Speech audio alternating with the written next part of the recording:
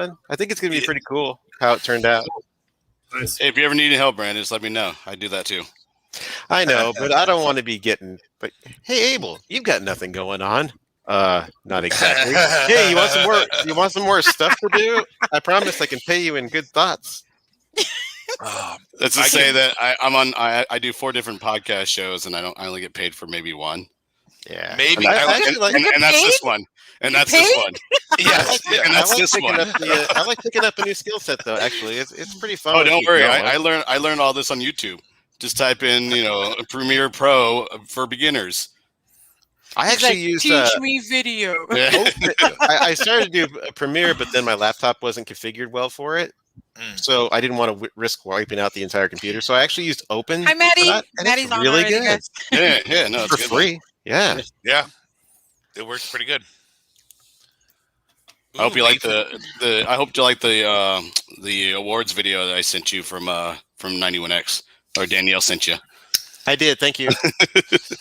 It was good. It was educational and everything. Oh, yeah. I think one of the good parts is like not everybody who watches this is going to know everything about beer already. So it's nice that they gave a little primer on like Pilsner Lager. Well, it's good. Yeah, you had Paul on there to kind of dumb it down. I meant the way he talked. He was like, he made it simple for people to understand. That's Jenny.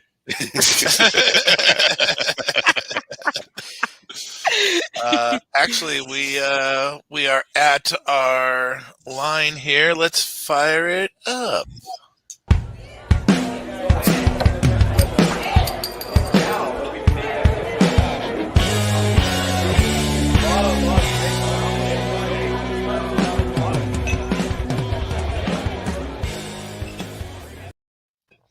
Hello and welcome to the Indie Beer Show. Tonight we are joined by North Park Beer Co. Please introduce yourself, sir, and if you could try to tell the world what your responsibilities are at North Park Beer Co. All right, I'm Kelsey McNair. I am the founder and head brewer of North Park Beer Co. My responsibilities are to do a little bit of everything here. Definitely overseeing our brewery operations first and foremost. But yeah, I'm calling shots and all that stuff. Yeah. Stuff that's rad, man. So for those that may not know your homebrew career, can you kind of encapsulate your success as a homebrewer and what led to you to open North Park Beer Co? Sure. So a long time ago, my girlfriend, who is now my wife, bought me a Mr. Beer kit. Yes. Yep. And they work, guys. They work. I know. I think I made like the first hazy out of that beer by accident. Because it was that on purpose. Yeah. No, I mean, so back then I was, I had culinary interests, but I didn't want to get into, I only wanted to be a home cook, as far as that goes, but I like to dabble with flavors, and I was always interested in craft beer. And so the idea of home brewing was just kind of dropped conversationally. And then my wife got me this Mr. Beer kit, which evolved into, glass carboys, which evolved into our garage being overtaken with stainless steel, which, evolved into a, very professional quality pilot system sitting in my garage. And then I was living in RV. So I homebrewed. I started, decided that I wanted to make beer that was commercial quality. So I, befriended brewers and joined Quaff Homebrew Club, the best club in the world. In the world? Yes, in the world. And then, I became a certified beer judge, started entering competitions mostly to get feedback, and started getting awards. Made this beer called Hop Fu that won a bunch of gold medals on the national level. I'm like, we'll get to that. We'll get to that in a minute. All right. Very award-winning. I got to the point where, I was immersing myself in, beer festivals and events and loving the industry for what it was and really wanted to be a part of it. North Park, at the time, was really emerging as this amazing neighborhood that just had all these different great restaurants and bars that, catered to my interests. And so, girlfriend, now wife, we got, Amanda. She does our, she's our brand director, creative director here. But yeah, we got married. We moved to North Park.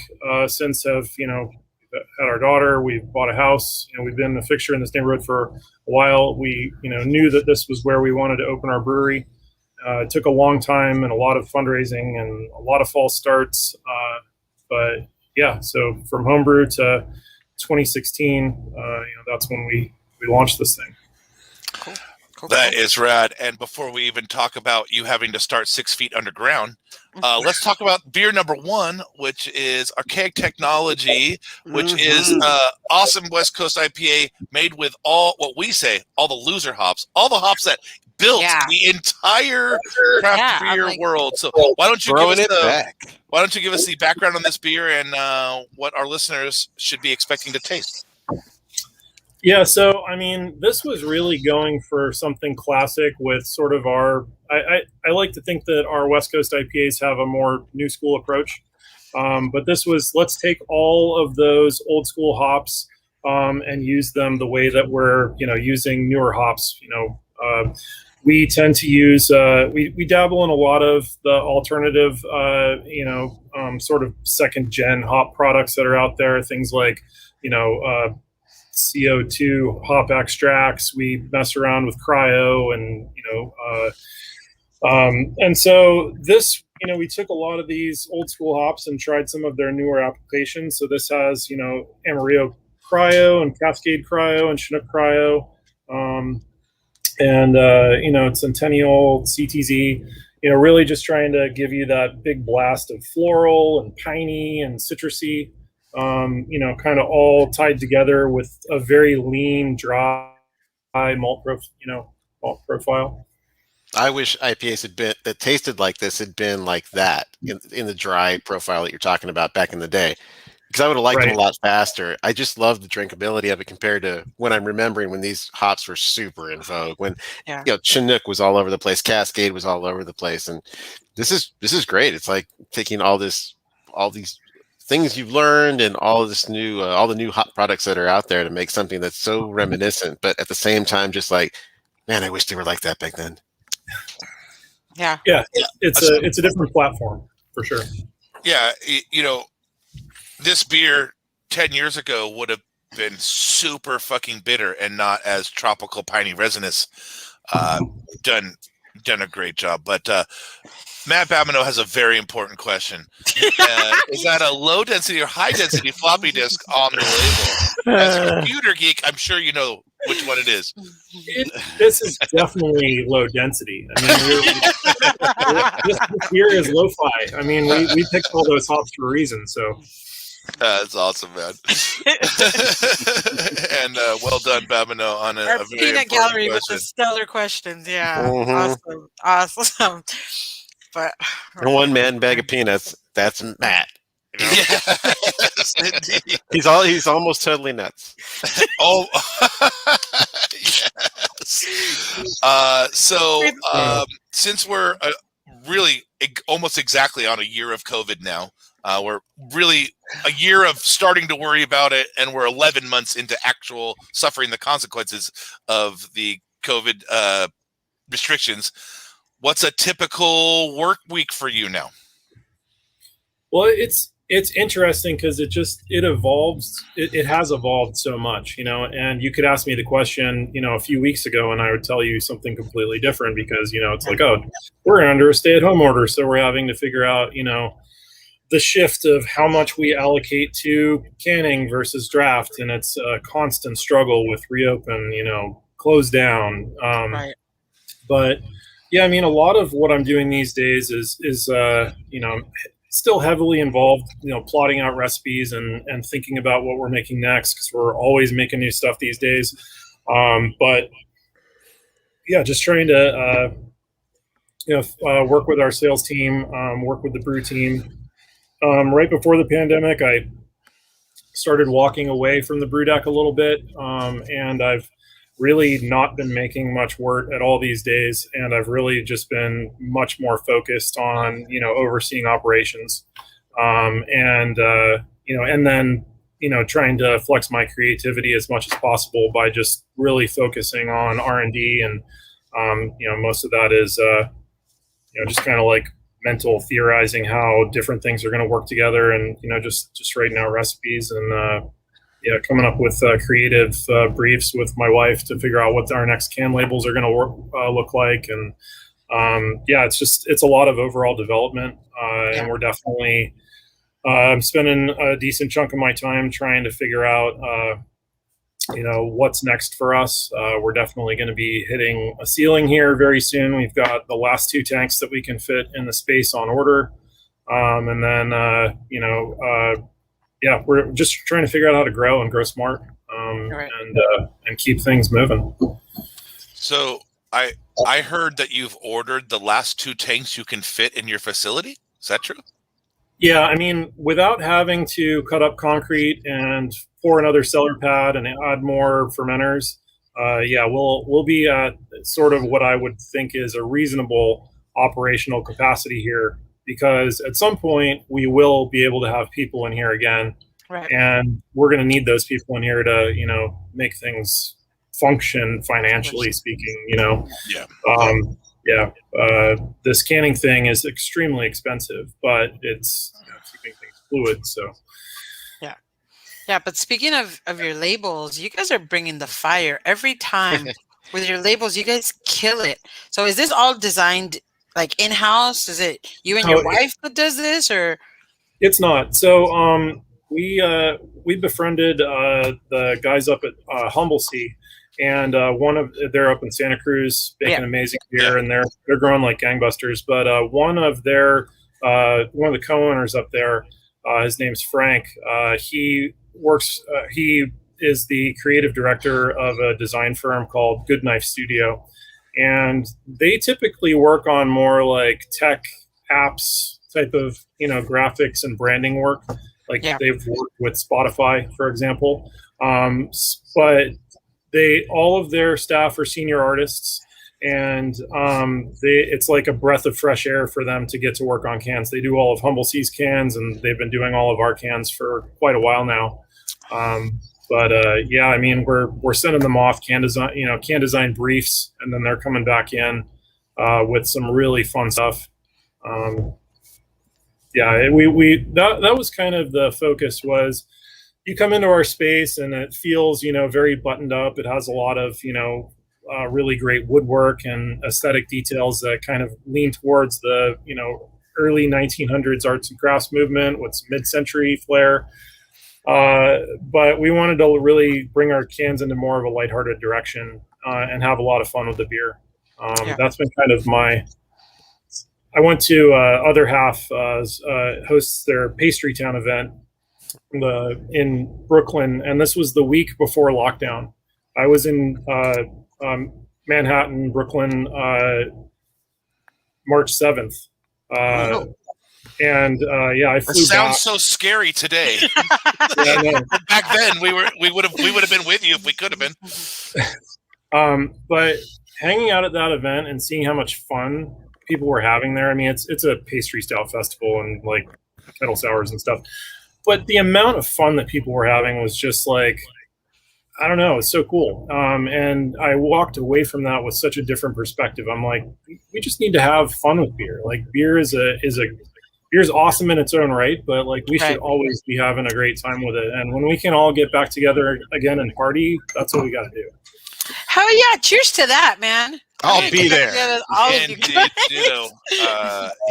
I cannot wait to be back inside your facility. Man. I mean, I don't think anyone that listens to us doesn't know that I used to be at least a monthly and if not weekly attendant of your church. I miss. I'm gonna hang upstairs again, man.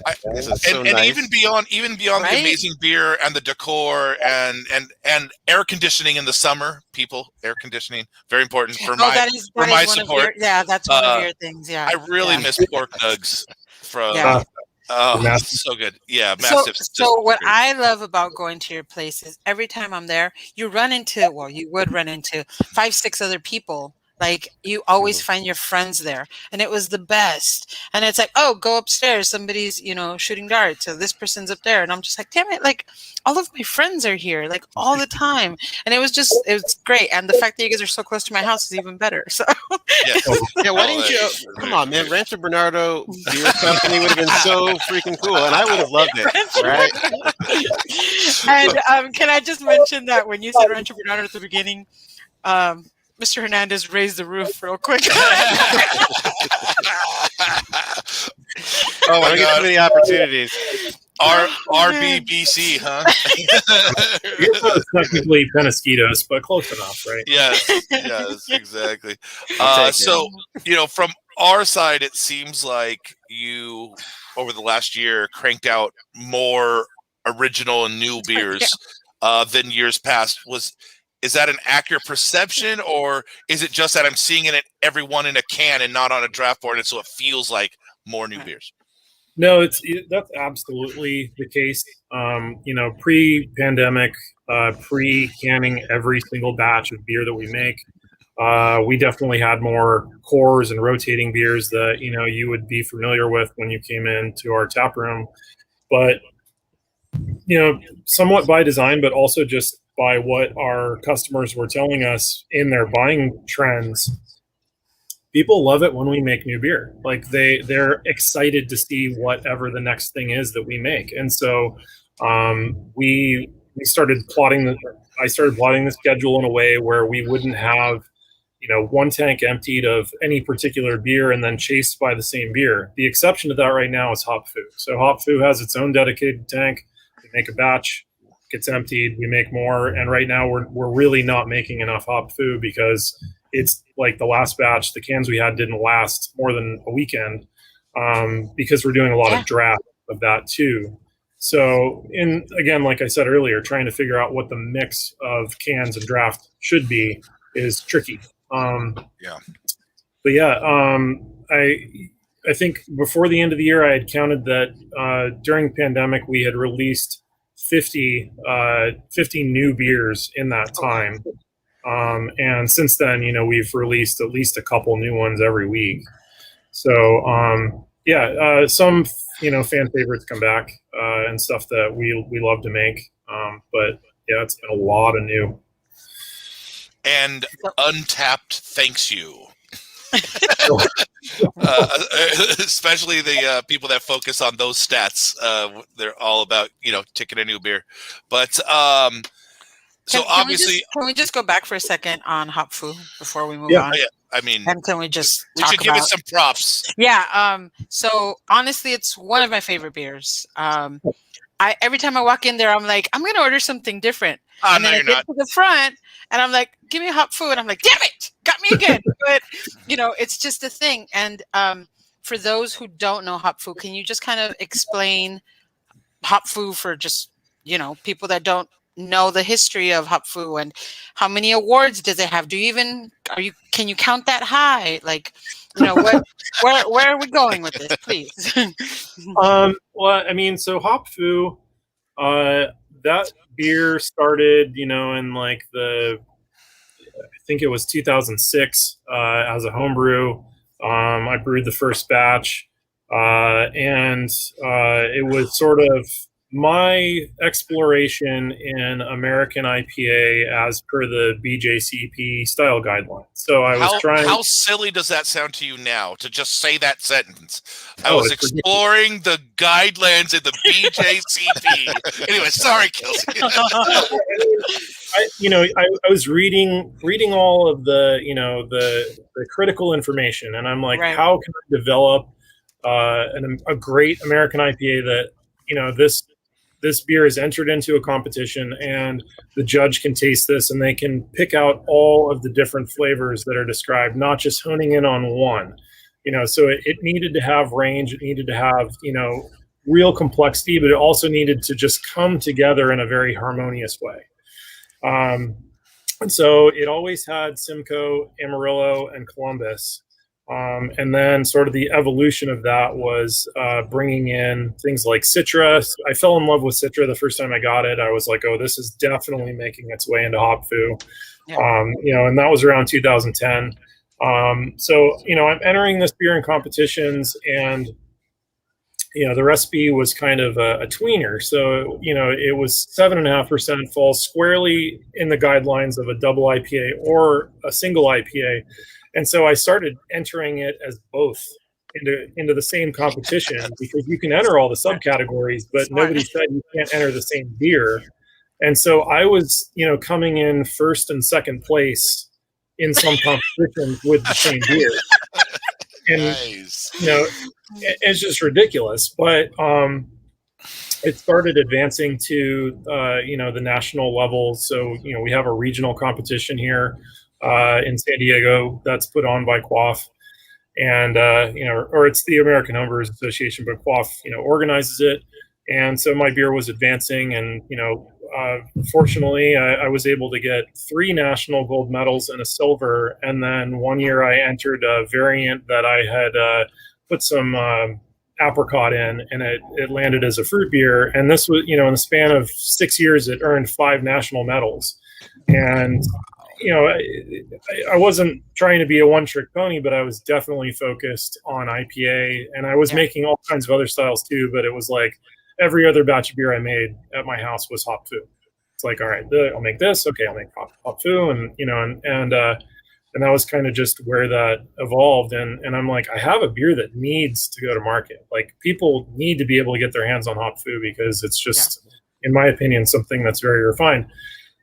The thing is, though, like, I couldn't find hop fu commercially when I opened this brewery. It took me what I felt like was years to get it to a point where it was what I had dialed in as a home brewer. And I feel like, we released batch 50. We're on batch 55, I think, is coming out. So, the batch that came out, several ago, was sort of where I felt we got to the pinnacle with it. And I'm like, all right, hop fu is dialed, and will I continue to tweak it as things, change with all of our processes? 100%. But I think it's the best version of itself it's ever been since we opened this brewery. And that's awesome to hear that 4 years in, you're still just really still striving to get the excellence that really motivated you to start in the first place, man.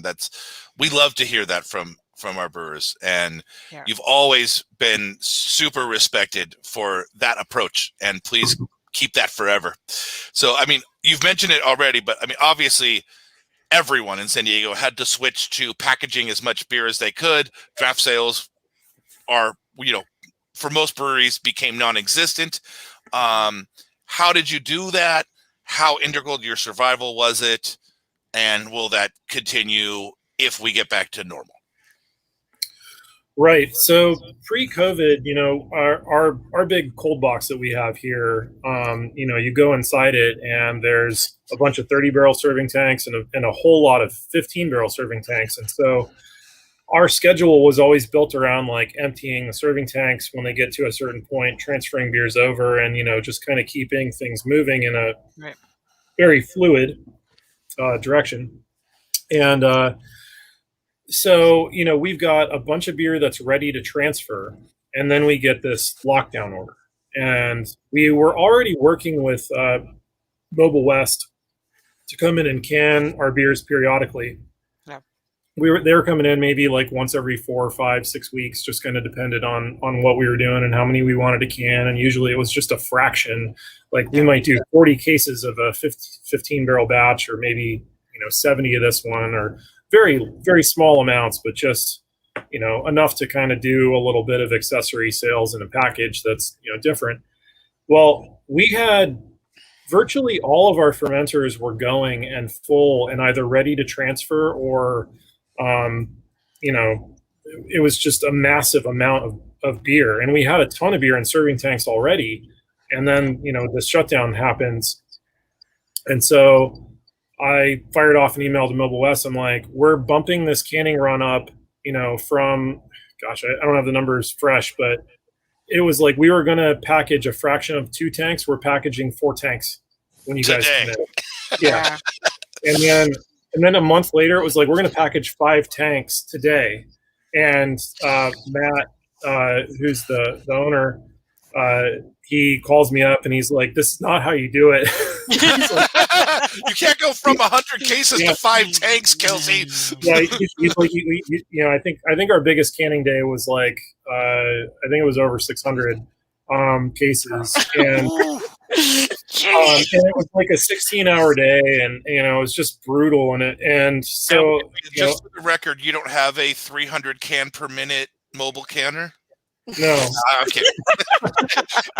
No, it's like 35. Maybe 35. If it's clicking. It's going, yeah. If they bring the 5 head and the labeler doesn't, you know, go out or something weird doesn't happen, which everybody has to deal with. If there isn't some anomaly, it takes a long time.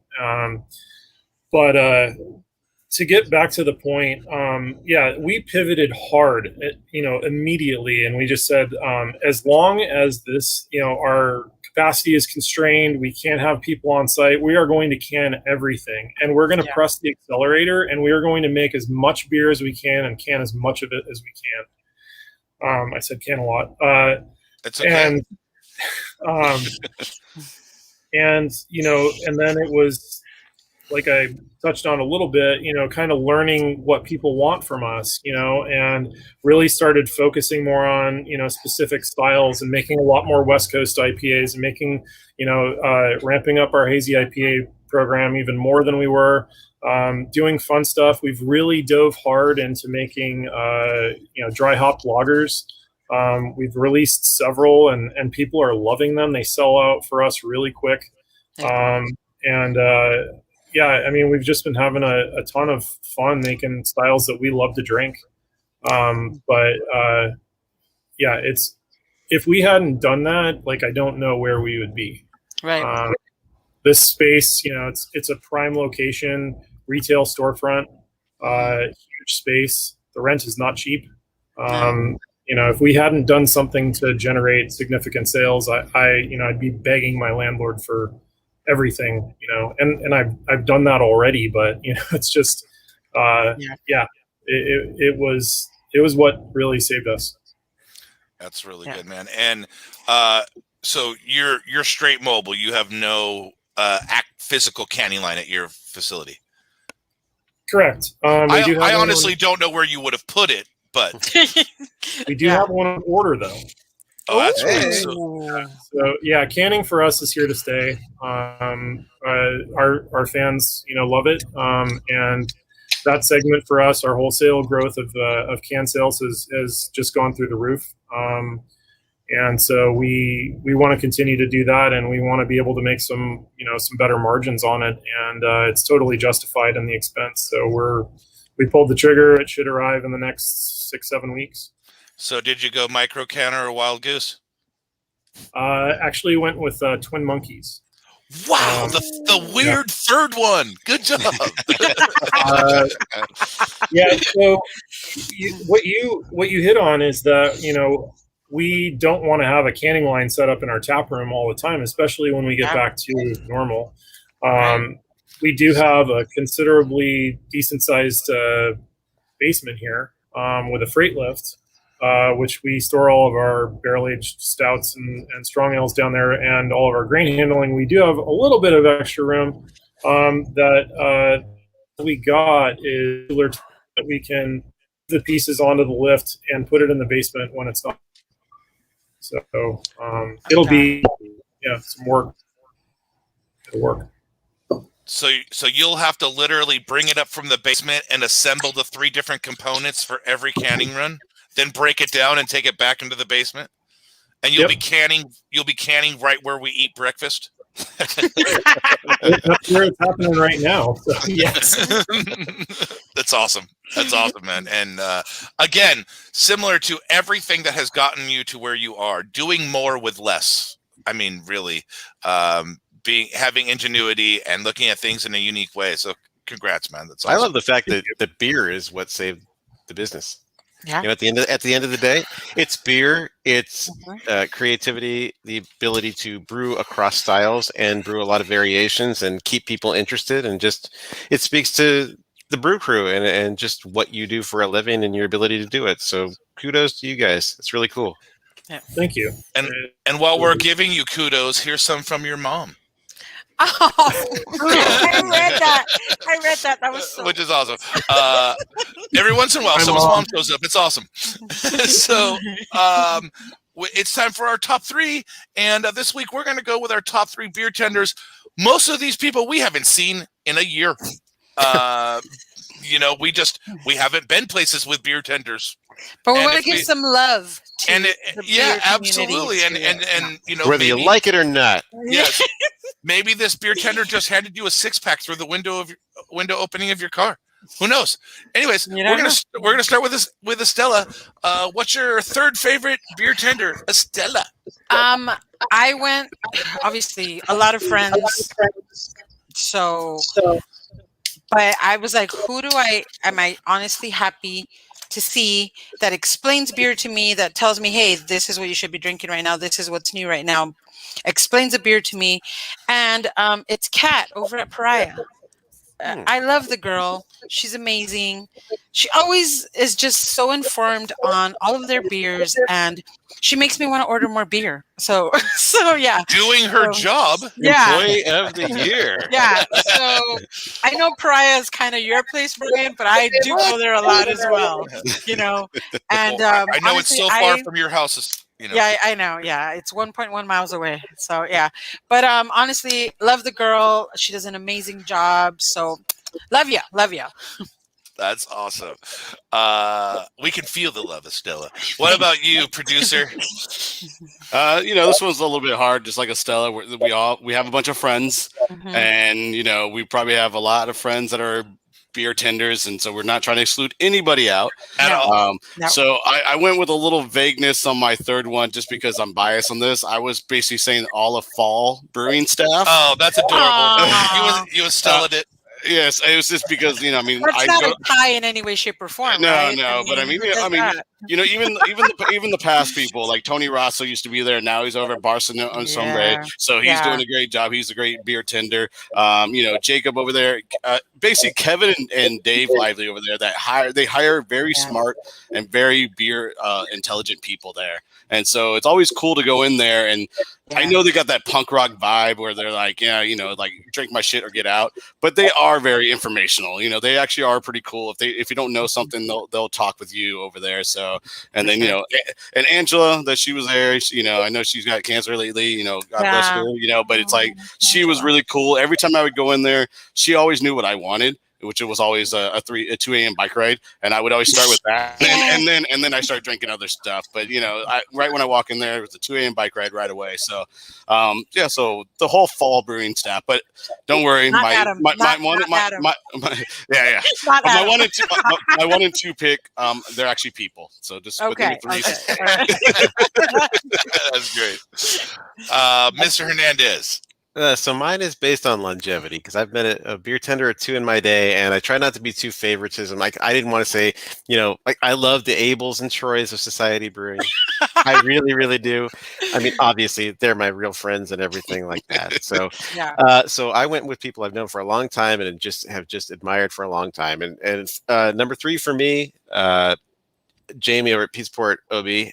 Yeah. What a sweetheart. I haven't met too many people who are just that kind, just outgoingly kind, interested in showing you everything that the place they're at has to offer. And I've known her in different capacities. When I was in the industry, I would run into her at a lot of events out of the city, and we would, hang out and do some fun things. I'd watch her interact with the public at festivals back when we could have those. And it was just she was such a great ambassador for the brand in that capacity, and always is like, anytime I show up, she's like, oh, hey, I want you, like, you should give me those little tiny tasters you get over there at Peaceport. Like, hey, check this out. I'm really excited about what Matt's doing. So I always loved that, and now I get to deal with her in different capacities as the media with McElhaney Brewery. which is so cool. And she's such a cheerleader for them at the same time as Speed Sport. And, what can I say? Just sweet, good people, just what we need these days and all days, really. Yeah. So, Jamie, Speed Sport OB. That's awesome. Nice. Good one. Yeah. Did you want to play, Kelsey? Oh, I have. Yeah. You have to name. You have to name all your employees. That's what. Yeah. Right? Totally cool to be Switzerland. I get it. No problem. That's all right. I made fun of Abel, but I did the same fucking thing. So for me, and unfortunately, it's an RIP. But it was it was really. The last place I went to before COVID restriction. Everyone that worked at Tiger was just my best friend, and I love them and miss them all. And same thing, I could always trust their recommendations. Half the time, they would just look at me and tell me what to order. I will. It was one of my favorite places, and I will always miss it. So, thank you, TT. Everyone that worked there was great. Yeah. And I hope that once we're back and we can be inside places that some of the staff is still retained through Blind Lady and Panama. And I know they have been as much as possible, but it's been very tough for all of them. And keep supporting Blind Lady. Unfortunately, they don't have any room to do outdoor dining, so they have to stick with to go. So keep buying those freaking amazing chorizo pizzas and crowlers from them. They got some deals on those crowlers. I was gonna say they keep running good deals. A and B, their beer list has stayed just as awesome throughout all of COVID. So you can get just as original beer, just as rare draft options as you can find in San Diego. So shout out to that entire conglomerate of MacGyvers. Yeah. We love you. So now it's time for beer number 2, which is Infernal Combustion. We keep the West Coast train going. So Kelsey, what's the story behind this beer? What are we about to taste? Yeah, so like the last one, this one's double dry hopped West Coast IPA. You'll find a trend that a lot of the stuff that we do, whether it's West Coast or Hazy, is typically double dry hopped. That's just how we do it. This one's fun. A newer New Zealand variety that's kind of hit the scene called Nectaron. That and everybody knows Nelson. This was an opportunity to showcase both of those hops together, and I think they play really well together. Big tropical notes, and little pineapple. Some of that danky diesel in there. Yeah, I love the diesel you're getting from the Nelson, or maybe a little Nectaron in there too. I love when, and Vic Secret will do that sometimes in the right quantity too, that when you get a super rich, almost diesel-y quality to my hops, I really enjoy it. This one is magical. So this was the problem with me going into this show. I knew I was going to drink all of the beers. Drink all of the beers. Usually, I don't finish all the beers. I'm definitely doing that today. So I'm in trouble because we're going into... ends up like this. Exactly. I'm in trouble because we're going into a double IPA and then a triple IPA. Kelsey, what are you doing to me? We're climbing the ladder. We're climbing the ladder. Hold on, Stella. Come on. Yeah, I know. I made sure to eat before. I'm ready. I'm ready. Single IPA. What did you eat? That's for rookies. A lot of single IPA. I stopped by, Jack in the Box. I made sure I have something that's gonna sit. I'm good. I'm good. You got some tacos and egg rolls. I got it. All right. This is a lovely beer. Well, and similar to Hop Fu, this one's 7.4%. 7.4. So this can walk the line. Yeah. Depending on where you wanted to submit it. But so, clearly there is a difference in the malt bill, mainly on alcoholic strength. But is there a flavor difference in the malt bill between the first 2 beers we've had so far? There really shouldn't be. They're both built in a similar way. We tend to use a lot of Pilsner malt in our IPAs. I find that as we've kind of evolved our brewing for West Coast styles, I just want the malt to get out of the way. I want it to be there just enough, just to lift the hops, but not get in the way of that just glorious expression that we're, trying to get out of everything. So, Right. Well fucking done, I guess is what all I need to say about that. Yeah, that's great. Both these beers are great. That, especially Infernal, I will be ordering some more.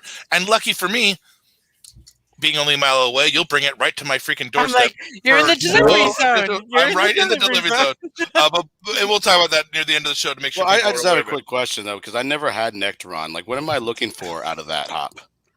So I find that it's like big passion fruit and some pineapple, and it definitely has that sort of like danky, sort of note we were talking about, that kind of diesel-y kind of quality that you also can find in, some Nelson.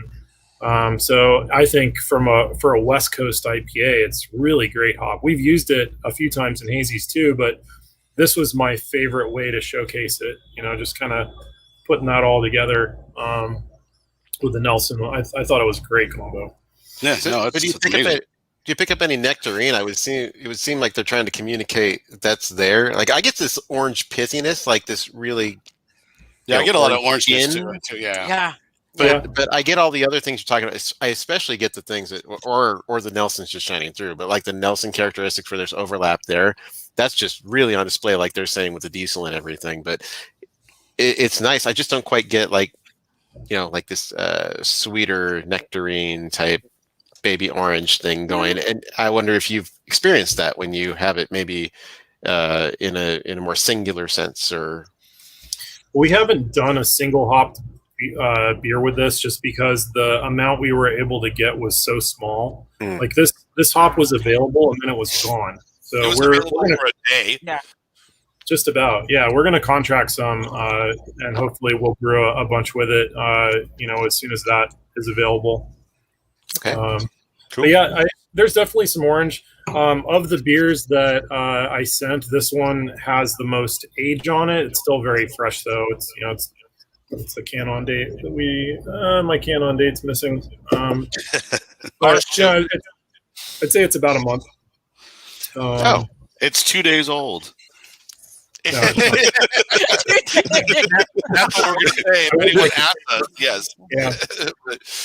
Missing date code 1 star.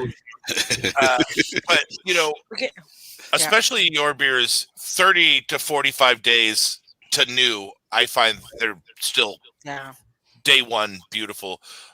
All hoppy beers start to dip for me before they kind of hit 60 days, but still it's still in a very good window. Once you're outside of that, it's a risk, let's say, for my taste. But so first off, we love West Coast IPAs here on the show. We're all big fans of them. Obviously, you built your brewery. You built your brewery on a West Coast-ish IPA, even though it's an American IPA. But so how have they sold for you? You said that you have brewed more of them than ever in the last year. So have they been good selling points for you guys in the last year or so? Yeah, I mean, our schedule has us releasing a West Coast IPA every week. And that's because the demand for them has only gone up. And that's a trend that we're seeing, now that bars and restaurants are reopening. There's a lot of demand for West Coast. And I'm so happy to see it. I mean, I love brewing all the beers we make, but, I cut my teeth on West Coast IPA. So I want that to be a focal point of the things that we do. So seeing that the market, kind of, went on the hazy honeymoon and has now since, come back and is, digging back into our roots is it's great. So, yeah. Well, we really appreciate that market. Like for real. I saw an uptick even like just pre-COVID with the availability of West Coast, specifically in our neighborhood, but that's how I judge the entire beer world, by the way, is 1 mile of 30th Street. Yeah, 1 mile of 30th Street and 4 blocks in either direction. That's all I need. Just sample the entire beer community of America. It's this one street. Anyways. Yeah, sorry, Virgin and 3 Punk. Yeah. I'll take them. Abel, this is why you and me get out, because Brandon obviously can't go. Me and Abel are the ones that roam. Yeah. But for people that may not have known you from day one, what's your overall brewing and beer development philosophy? Like, where are you coming from? I mean, I like to think of myself as a pragmatist. Definitely try and find sort of the rule set that makes the most sense and is easy to execute on. I do delve deep into the details though, so sometimes finding those pragmatic approaches is there's a bit of running around to get to the end result. I'm still a tinkerer though. I mean, because we've done a lot of collabs in the last year and even before that. And my philosophy about a collab is we're getting together, and there's an opportunity for us to talk shop and drink beers and whatever, and and make a beer together. But the real goal is that we should try something new, or I should try something that you do that I don't, or we should do something your way, or we do something my way, or we try an ingredient that we've both never used before. So, I mean, it's always trying to do things. How can we learn? Always learn. That's really the core philosophy. Is we're learning to do things more and better. So yeah. I really let's see if I said it, really enjoy when when I drink a collaboration beer and I can taste your beers and the other person's beers. Okay. Yeah. I love that approach, and I hope more of that happens. Last year we had a lot of virtual collaborations, so like where the collaboration was more on the process or the recipe design and not necessarily on the technique or the ingredients. And so as we're coming back to being able to be in shared spaces, I'm hoping to see more of that approach where we can really taste both breweries work in a beer. And please keep doing that. We want it. Bring it. Like good collaborations. Now, of course, one of the awesome things about the genuineness of craft beer in general is that we can taste the bullshit. So don't give us bullshit. We know it when we read it and see it. But thank you for being on the side of... That's coconut for him. Yes. Taste the coconut. Oh my God. How did that weasel its way in there? No.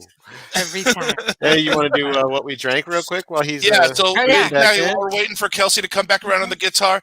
Let's start with you, Brandon, since you brought it up. Way to volunteer. All right. What was the last beer you had before joining us, buddy? Well, it's very appropriate given my shirt, but it's Let's Go from Fall. Hey, the hangout for the entire go. craft beer industry that's not named Society. Yeah. Uh-huh. But just a nice classic one. I love that beer. I love their beer, and it just hit the spot yesterday with some tacos. What can I say? Sometimes it ain't got to be complicated. It's just got to be good. Yeah. I'm like, what kind of tacos? What kind of tacos are we talking about? Let's get to the important part. Went with, well, you'd probably be ashamed. We went with white meat homemade tacos because we're just trying to keep it, a little healthy. And then so I slammed a Let's Go. Yeah. But I had a stout before that. Okay.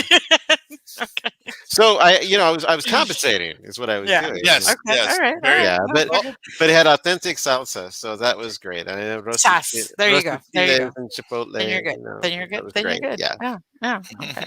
All right. Cotija cheese, none of that cheddar. You know what's up. You know what's up, Hernandez. Mexican market, but then you got to make it work sometimes. Huh, for sure. All right, Ava. What about you, sir? What was the last beer you enjoyed before? All right, so it's no secret that my roommate comes from Albuquerque, New Mexico, and this is all news to me. and her mom went there recently and brought back some beers for us. Ooh. And actually tried this one, which was really good. They call it an Albuquerqueño ale. What? But it's from La Cumbra, but it's like Was it Albercanino Ale? I don't know how you say that. Albercanino. Alberqueño. Albercanino. There you go. Albertino. I think, Alberqueño yes. So yeah, the Riot IPA or Riot Alberqueño. IPA. It's really good. It's actually just it's very like kind of a smoky, malty kind of taste. If I had to say it in my way, because I'm at Society, I would think of like the debutante, but like with the smoke taste to it. Okay. So yeah, it's a little different. It wasn't too bad. I had a glass of that this afternoon, and yeah, that's the last thing I drank. Well, you sounded great today, so it must have been good as far as facilitating a wonderful podcast. Oh yeah, the production will be fantastic. Oh my God! I mean, it wasn't no stouts or anything like last time. Yeah. Oh Lord. Yeah. All right. Well, I was at Ale Tales last night, which is the last place I drank, and I just had a good old red trolley from Carl Strauss. That was the last beer I drank before. You can't go wrong with red trolley. You know, it's a great beer. I'll have it if they put it on, but I did get a bottle of it, and it was great, phenomenal. So yeah, Brian, what'd you drink last? I have awesome friends, and one of my awesome friends. And I think it was Brandon, but it might have been one of my other amazing, awesome friends. Gave me Western Resident, which is a collaboration beer between Resident, no way, and West Brew, and really, it was you. That was Brandon. That was Brandon. I liked it too. What came through to me, a little more West Brew than Resident as far as style, but what.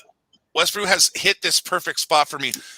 Similar to my love for Praia, is like while the beer is hazy and big body and juicy, it also has bitterness. And I need a little. I don't need a ton, but I still need my beer to have a bitter finish for complete satisfaction for me. So enjoyed it. Let's check the Uncapped store. I gave it 4 caps in Untapped, so which is how I remembered. That was even the last beer I had. I didn't remember what it was. I just remembered I had checked into it. Yes, it's Maryland watch. Maryland's here. That's awesome. So let's catch she up wanted to make an appearance. She was getting tired of your cat on the show. That's rad. Let's catch up with some of our friends here. I agree. That's a great way to say it, Matt.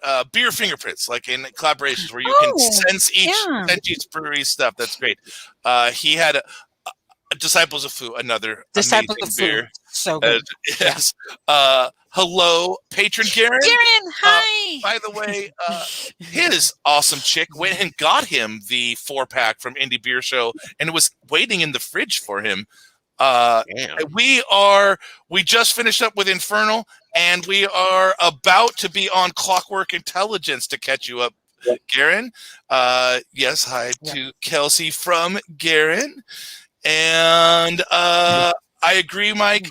You can never go wrong with Red Trolley, period. Doesn't matter what the package is, but yes, in the bottle is the classic OG form for sure. Yes, every once in a while we'll zoom in on someone. By the way, let's zoom in on the puppy. Hi, puppy. Wow, it's actually new. That was really funny. Hey, I got cut. Doing some NC-17. You went to happy hour at Half Door, Brenda. That's rad. 4 $5 beers. They have happy hour? $5 mac and cheese. I think this might be breaking news from the field. Happy hour at Half Door. How packed will Half Door be once we're allowed back in fucking Petco for Padres games? I cannot wait. The fact that the supervisor just asked the governor to allow people to be at Petco Park this year, I know, specifically, beyond happy, beyond happy. Our this supervisor said, talk. Sorry. This isn't baseball talk. Sorry. Our supervisor was like, the Padres are spending $1 billion this year. We have to see them. Anyways, I agree, Mike. Good material. And she's really nice. Oh my She's God. the best. She's amazing. Love her. Love you. That's right. So, Kelsey, to circle back to you, since you took a little break, technology mandated break, but whatever. How many beers do you normally have on tap?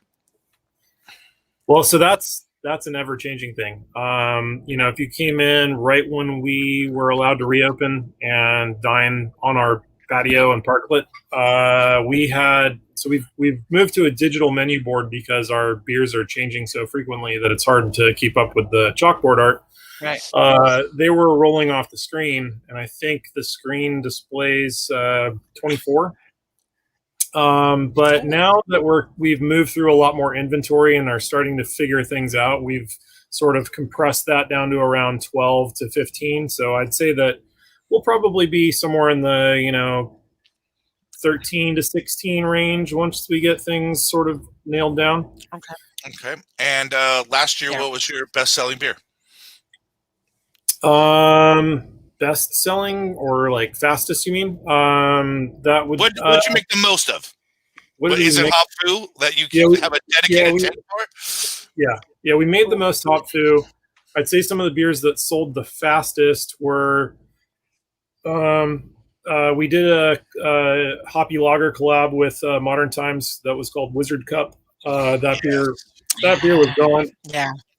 And then our wet hopped, double dry hopped West Coast Strata Rocket that sold incredibly well. That deserved to sell fast. Yes. I love that expression of Strata. So fun, so cool. But yeah, I mean, we've had a lot of beers go quick. We made a hazy double IPA called X-Raying Flowers. That one was a fast mover. Yeah. And would you say that those fast moving beers aligned with your favorites as well? I mean, yeah. I really liked Wizard Cup. I really liked Strata Rocket. But there's obviously some others in there. A beer that we released just before the pandemic was Sort of Mostly Dead, which is so good. We've got a batch of that going right now, and it's gonna be the best batch yet. Yeah, that one I love that beer. I think that's definitely a top 5 beer that we've made here for me. Yeah, and people ask for it when it's gone. About when is that going to drop? Just so we know, so we can be there. For those of us who are 1.4 miles away. That's dropping on the 10th of March. So, exact date. Hey, I'll give you some of my money. Hey, Estella, I'll pay you back. I'm in for you, all right? That is how the beer world works. We give them money and they give us beer. It's this amazing trade. I feel like we should have one of those tickers on the news. As Kelsey says. Liquor store Mike lives. Liquor store Mike lives right there. Yeah. Okay, I'll Venmo you, Mike. I mean, whatever works. I just need this. Venmo Mike. He'll be there. So I marvel at how well you've got it down to a science, and that you make it so easy to find out what beers you have coming. As somebody who pays attention to something like that, I love the fact that you communicate it so well on a schedule and everything. So it's like if you're engaged and interested in North Park Beer Company, I mean, you follow the social media, you're pretty good. If you follow the newsletter, you're really good too. But going back to social media, one thing that really strikes me and I've noticed over the time is that we rarely see anybody from North Park Beer Company in social media without a mask on. And I wondered if that was a purposeful thing that you did, or if you just happen. That's the way life is at the brewery, or what? Either way, I think it's really cool. We take this pandemic incredibly seriously, and we want to give our fans and customers the message that we are operating safely. We're abiding. We're doing things the way that is recommended, and that's just part of how we're doing things, because we feel like it's the right way to do it. And I think it sends the right message when we show our customers that our fans that that is, that's what you're going to get into when you come visit us. So It's the first time they've seen your face in like a year. Is on this Yeah, podcast. right. So thank you. Oh, Yeah, so at least the hair is epic, man. and it's proof I he's was gonna following the say, guidelines. the hair looks phenomenal. The hair is great, friends. You look like you should be like on a pitcher's mound right about now. I'm not even. if I didn't wear the hat, it would be, just a big puffball. So You got that Randy Jones look. I get it. Yeah. So that means it's time for our second favorite beer tenders in San Diego County. Woo, woo, woo. Let's go backwards. Let's start with Mr. Hernandez. Who's number 2, Brandon? All right, I like David at Lost Abbey because obviously I've spent a lot of time up there. I go up there for some birthdays and stuff like that. But even when I just go up for unexpected, I can always sit down with him and just talk about what's going on, what's new. And back when I was at Society, he's kind of person where they come over, you like spend time with them at the bar. He's just he's a kind of like an understated representative of that brewery as well. And I think that at the core of being a beer tender is that you're really an extension of the company and like what it's all about. You're trying to reach out to people in a distance mode. And just really convey in a very friendly, cordial way what things are about. Like feel people out if they don't want to know. If they don't want to know the nth degree, you're like, okay, great. Here's your beer in a nice, helpful manner. But if they do want to know more, you kind of like, okay, great. Let's find out more about you, and you can find out more about us at the same time. It's just this give and take that's just easy when they're good at it, and he's really good like that, and just a real good person who respects other people in the industry, other people who love beer. So just in general, lots of people I've known who've worked at Lost Abbey, I've just really enjoyed them, and they that can be kind of a harder edged brand, to be honest with you, like Port Lost Abbey, and the personalities there, they're not exactly like the most accessible because they're always like very, very brewer, very engineer, very scientific. But I think that the people who I've met there over the years, and especially David, have been really good at kind of like breaking that down and making it into a casual drinking experience where it's like, even though you're having some barrel-aged Brett Saison with nectarines and peaches, they can explain it to you in a way where you're like, oh, this tastes really good, and what you just told me is really great, and I didn't really need all the other nth level stuff I could read in like a beer magazine. So kudos to them for being able to make that a really homey place for people. But also, if you want to know more, they've got it for you. Absolutely, that's great, man. And I like that. I like beer tenders that can read the room, and when they know they've got a beer geek out with them, and then when they know they have a rookie, guide the rookie, and you have to be able to make that judgment call, as I'm sure Abel could tell you, in about a half a second. So I think the best beer tenders judge by the size of pupils when someone is looking at the board. When they got the big eyes, they're like, oh, light lager. Yeah. when they're reading the little tiny things under the beer names, okay, we geek out together. Yeah. But what strain of bread is that you use? Yeah, exactly. Speaking of, Abel, number 2 for you, sir. All right, so my number 2, and I think it was mentioned earlier on the chat line, but it's Matt Kamek over at Hamilton's. I love that guy. He's very informational, especially when you have to know about a lot of beers, because if you go to Fall, you go to Society, you go to Lost Abbey, they are only knowing about their beers. But when you got Matt, they had that board of like 25, 30 beers, and he has to know every one of those, and then he has to know, be able to talk the beer nerd talk and to guide the rookies in. And so he's been like. He's like a big teddy bear too. I mean, no offense, Brian, but he's a good guy to hug. He actually is. Yeah, so I agree. And then you guys saw my photo this week about the Pliny the Younger I had, but it's like this week would have been the triple IPA throwdown over there. It would have been going on this week, or at least within this next 10 past days or something like that. So. I mean, I always miss that going there, and him just like, and he was always there to direct everybody. Like, hey, this is what you're drinking. This is what you got to do when you guys are done. I'll have Pliny's for you, blah, blah, blah. And he's he's a smart cookie. He's smart and he knows how to run. I would not be surprised in the future if he ever ran his own bar, have his own place. So he's certainly skilled and knowledgeable enough. That's Yeah. good. And also a hell of a barbecue dude. So that's Yes. Oh, okay. No offense. I did not know. No offense to the other Matt. Did not know. No offense, Babino. Stella. So my number 2 is Brandon Montgomery over at Second Chance. Yes. Love the guy. He's so Awesome. informed all the time, and he's always like, Stella, you got to do this. You got to do this. You got to like follow this account, follow this, drink this beer, blah blah blah. And I'm just like, okay.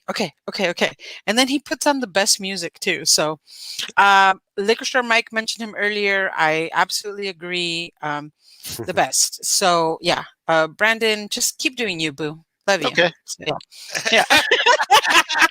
And also Black Beer Traveler Brandon.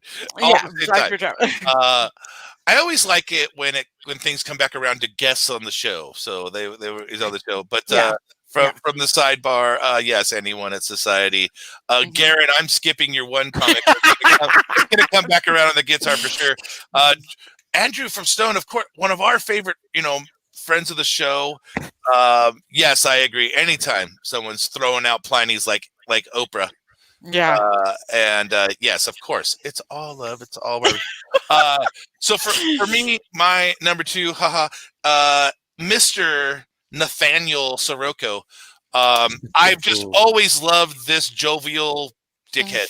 For lack of a better word, He's the nicest asshole you ever meet. right? God. We've I don't know. always I've never seen that side of him really. He's the best. He's the We've best. always got along. He's similar to my favorite type of beer tender. They've always been able to tell me what I should order while I'm still walking in, Yeah. and or the type of beer tender that knows you and okay, we just put on this new beer.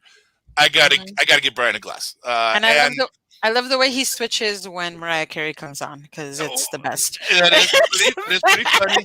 And then also, he was really instrumental to getting me into what I would say were the best beer pairing meals of my early craft beer career, which were the beer dinners at Tornado. R.I.P. again. But that's not the point. But there was a moment there, in 12, 13, 14, where that was the best beer pairing going on in San Diego County at those brunches. And I was lucky enough to go to a lot of them, even some of them covering for my blog. That was the best gig in America, to go sit through those beer brunches for free because I took a couple pictures and typed a few hundred words about it. So shout out to you, Nate. Miss you, buddy. I haven't seen him since for a year and a half, probably in person, but still one of my favorite beer tenders of all time. I don't think anybody's seen him. I think he's living up North County. I mean, Orange County or somewhere. Yeah, he's not in San Diego right now. Correct. He's out of San Diego, but but even pre-COVID, I hadn't seen him for a long time. So, anyways, shout out to you, Nate. Love you, buddy. But we've got a long time without having a beer on the beer show, so we got to fix that right now. Not me. Yeah. And I'm like, I was already drinking it. I don't know what you're doing. It's my favorite can of these 4. Oh, Clockwork so Intelligence. I'm like, wait. Break it down for us, Kelsey. What are we put? And the first hazy of the day for the show. So what are we drinking, sir? This is a double dry hopped hazy double IPA. It is 8.5%. It's hopped with Citra, Galaxy, Citra Cryo, Mosaic, Citra, more Galaxy in that double dry hop. And a little bit more Citra. And a little bit more Citra, yeah. Whatever it is, shut it down. This beer, I've always been a fan of your hazies as well, but for whatever reason, this one has a brightness and a real tropical fruitiness to it that is really just 2 notches higher than I would expect from a normal beer. And a body that's almost light. The texture is almost light on the palate for a hazy. Yeah, it's I mean, by the numbers, it's definitely still, somewhat semi-sweet, I would say. But just I feel like the hop composition, especially with a hop like Galaxy, using that as part of the focal point. That hop has that kind of grassiness that tends to push the flavor into a drier dimension. Still bringing out some nice tropical fruit, but I always get this kind of like dry grassy note from Galaxy that I feel like can really complement. I find that that's a great hop to use in hazy IPA when you're looking to create a little bit more balance, because it can bring a lot of that sweet fruit into check, and it doesn't take a whole lot to do it. Hey guys, do you think this would be an ABV smuggler? I was gonna say, even at 8.5%, it's drinking just like a 6% pale to me. Absolutely. It is too fucking smooth. And that's the name of your next beer, by the way. Right on. It'll require some icons in place of letters, but it'll be great. It'll sound like effing hotcakes. To Akin smooth, but we're getting some feedback from the audience that it's really sliding in with our comments. I agree. It's very similar to Burials, and if you're not familiar with them, they're not in California, but they are awesome. Gary, I agree, Garen, and thank you for backing up our ABV smuggler ruling. Yeah. But this beer is terrific, and yes, ABV smuggling artist Matt, agree there. Speaking of, our approval, I know, is far more important than what I'm about to talk about. But this beer did actually get for brewers a pretty big award of merit, let's say. So why don't you kind of explain that to the people that may not understand what the contest this just kind of took a second place in? Yeah, so the bistro up in Hayward is known for this insane double IPA competition that they host every year. And, normally it's a in-person event, and there's a bunch of great IPAs on tap, and then there's usually a who's who of brewers in attendance that participates in the judging, and then there's the People's Choice judging. And I had just happened to notice that the bistro was soliciting for entries on Facebook, and I historically have never managed to coordinate a beer that's going to be released in the right time frame and actually get the email out or anything like that to get a beer at the bistro competition. So I was like, oh, I got to do this, because it's so legendary that I've always wanted to be a participant. I've always wanted to attend, and I've always just kind of flaked. And I was like, all right, this year we're going to do it. They didn't have a festival, but they did have a on-site outdoor judging with some notable folks, and they had a West Coast double IPA component and hazy, and I was absolutely blown away that first time in, this beer took second place for the hazies. So couldn't be more stoked. Revision. Oh, sorry. I was gonna say we can taste the excellence. Like we know your beer, and you make phenomenal beer. This one tastes like a hit of your hits. And it's nice that you got some recognition for it, man. Thank you. Yeah, it was pretty cool. Revision 1, is that what you say? First place? Yeah, Revision took first place in hazy, and Humble C took third. Well, at least you like them. I was going to say, so that graphic artist took 2 out of 3 medals. Awesome, man. That's pretty good. That's pretty good. That competition is legit too. It's a big deal amongst a lot of brewers, and it's definitely like a brewers competition versus kind of like this is a beer competition. It's like brewers care about this one. It's a big deal. So congratulations. And recent guest on the show, Derek Galanosa from Moxa, placed in the West Coast side of the contest. Yep. So again, we are very lucky. We have access to the best freaking beer in the world right here in San Diego. Yeah, we do. And we have, on top of that, we just have the best people that want to sit down and talk to us for some reason. Yes. It's great. Thank you very much, man. Yes. So looking back on 2020 compared to 19, how And how much did your overall beer production in volume change? Quite a bit. You know, so we took a look at the fourth quarter of 2020, where we're firing on all cylinders, and that's the clip that we're on. We would do around about 2,150 barrels, and that's about a 60% increase over the prior year. Sorry, math, hard. You're actually really good at math, but that's okay. Math on the fly, hard. Yes. No, and especially with beer. We were close to 1,200 barrels for 19. So just to kind of where our production's grown, and then once we get those additional tanks, this year's definitely going to be higher. We'll be closer to 2,500 barrels. So that's 100% increase since 19, if you want to look at it that way. If you include this year, yes. Yes, yeah. But about a 60% increase for 2020 if you hit 1,900 barrels. That's amazing, man. We've had very few guests on the show that their production went up in 2020, and it's awesome to hear that you were one of them. I saw an article or a clip from you or something in the past year, something that like you canned more than 250,000 cans in 2020.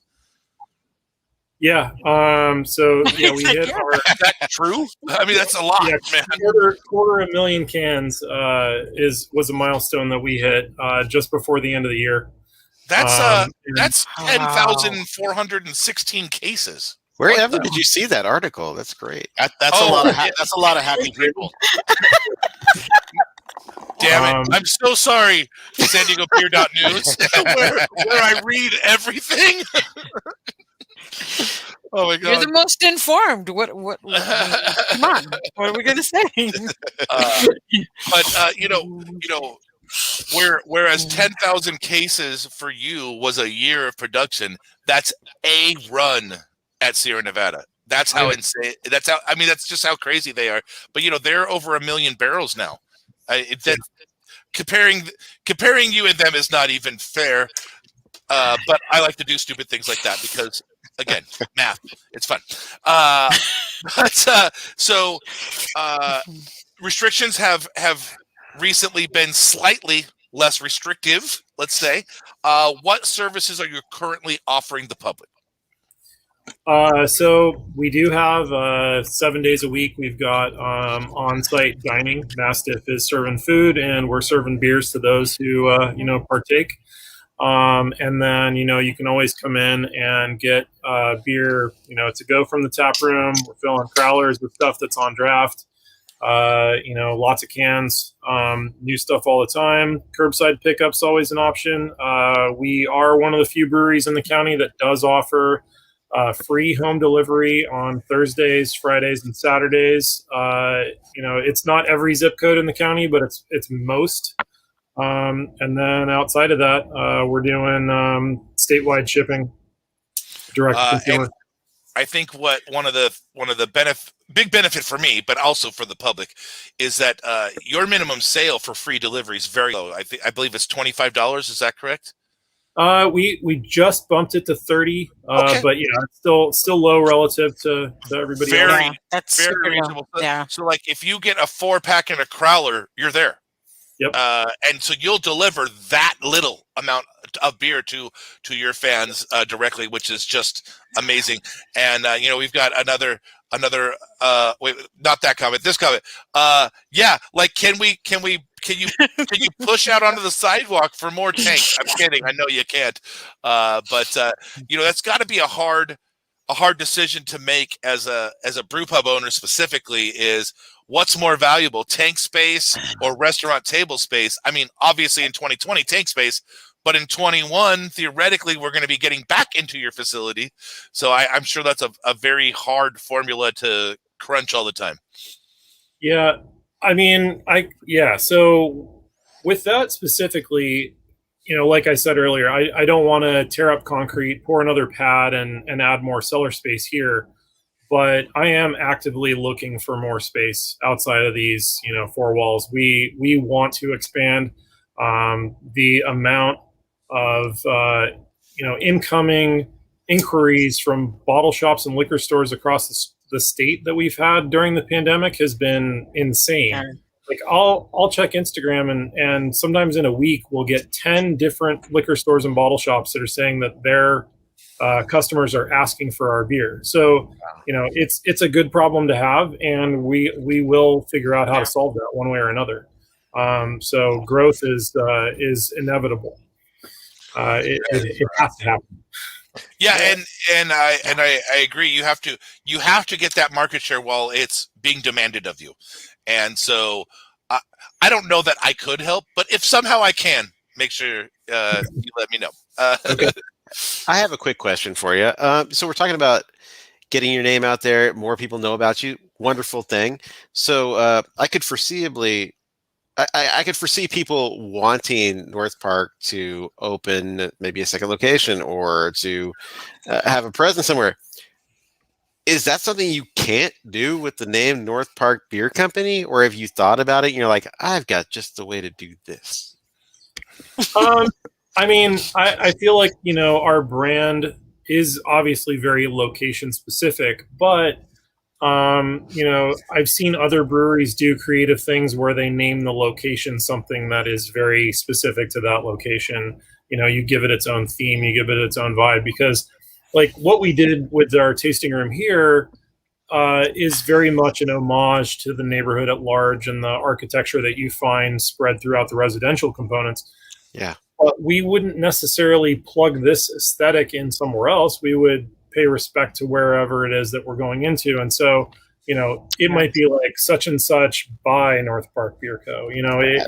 We would connect the dots, but we would do it in a way that makes sense. And, hopefully over time, the North Park name is strong enough that it can carry itself in that way, much like I think Sierra Nevada has a Berkeley. I don't want to be Sierra Nevada. I'm not saying that. Yeah, of course.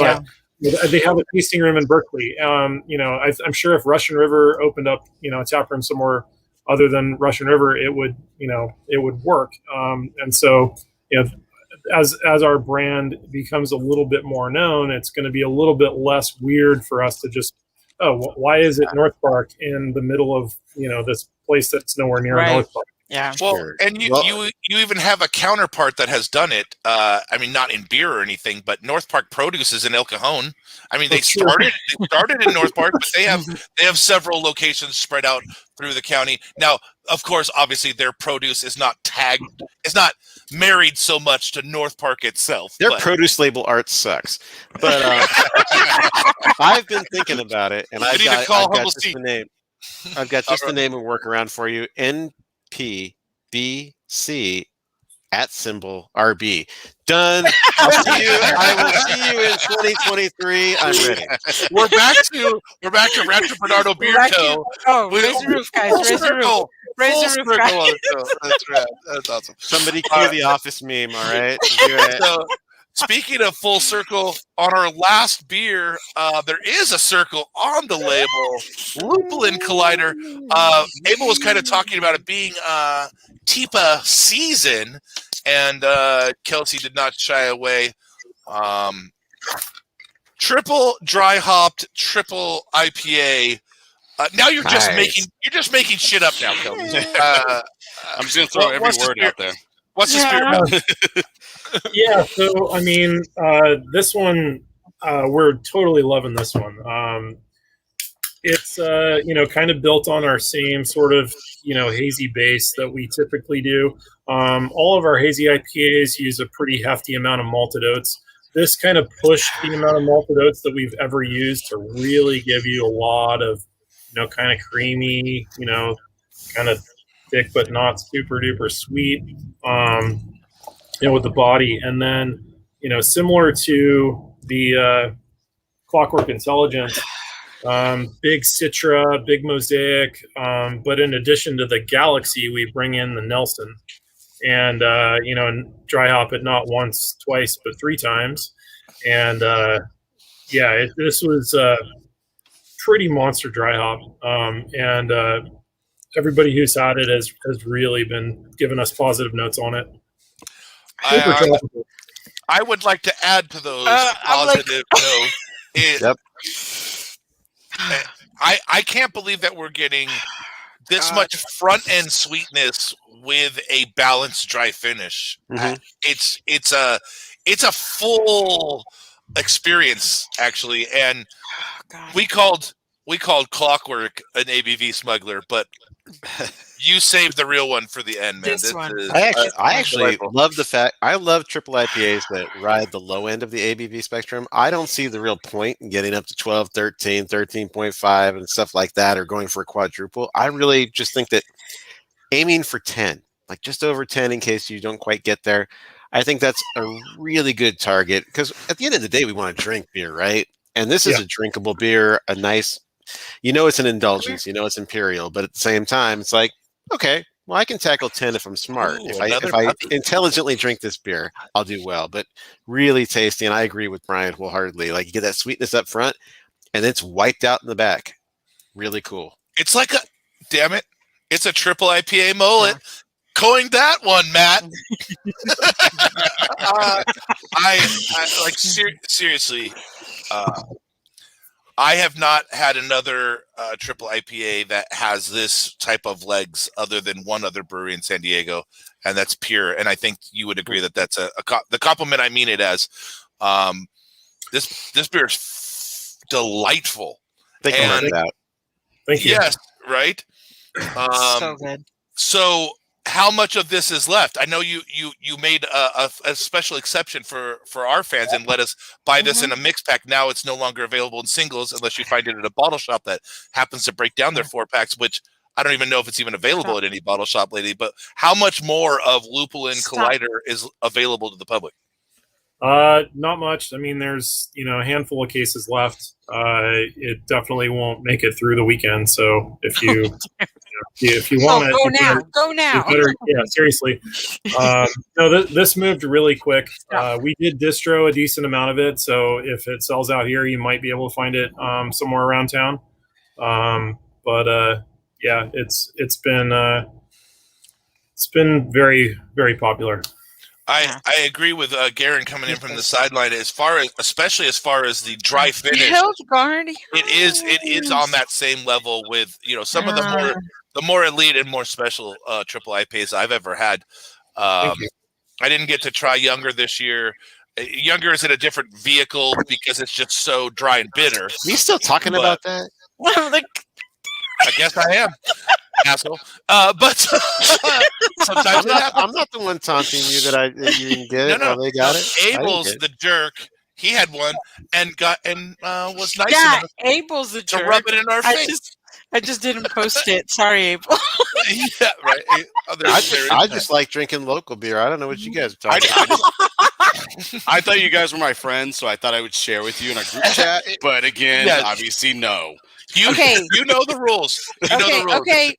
Everything in the group chat is open to the public. Full disclosure, I did have a Younger this year also. It was shared with me, but I didn't want to put it out there because I didn't want you guys to get mad at me. So now I'm flipping you off too. It's okay. If it makes everybody feel better, I only had like 4 ounces of that because I had to share with everybody else too. Wink, wink. I like sun beers, man. I had sun beers this year. I'm good. If you don't share a hype beer with 6 people in 4 thimbles, did you even drink it? No. It was 5 people. But. Okay. No. There you go. Okay. But it's time to catch up with the look how San Kelsey Diego feels about the whole thing. World. Kelsey's like, you could have shared with me. Yes. Where's my thimble of Younger? God damn it! All right. Yes. I paid $17 to get into this beer auction. There Where's my thimble? Brandon, what is going on in the beer news world? By the way, I guess I should have started with go to SanDiegoBeer.news and find out everything about everything, and that's where you can find little tidbits like North Park Beer Co. canned more than 250,000 cans last year. What's going on in beer in San Diego today, Brandon? Thank you, sir. So, Ballast Point, big brewery, biggest brewery, I believe, in San Diego County, capacity-wise and what they can produce. Their brewmaster and their head brewer, they're leaving. Yeah, fuck this. I'm out. Yeah. I mean, that's a big deal, but they're leaving because they're buds. They've wanted to start their own thing for a while, and they have an opportunity to do so. So they're going to open East Village Brewing across the street from Petco Park at the Park 12 mixed-use development, Yeah. and they're going to move into a 1,000 square foot brewery. Yeah, I it's mean, from pretty where small. they're coming from, so they must. I mean, you want to talk about a passion project to leave that, the obvious salary that must come with that and everything, and all of the security that goes with it to chase your dreams. I think that's really super cool. And yeah, they're hoping to open in the second half of the year. They're not sure exactly when that will be, but anyway, something to definitely keep an eye on, and especially if we can get to go to Petco Park. But they're going to have hoppy beers, clean lagers, and mixed fermentation barrel aged sours. So, Which is that's the part. Every time someone mentions that, I'm like, ooh, really? Yeah, I'm a huge mixed fermentation barrel aged sour fan. I'm sure everyone knows this by now. But one of the things that stuck out to me about this story, other than its proximity to Petco Park,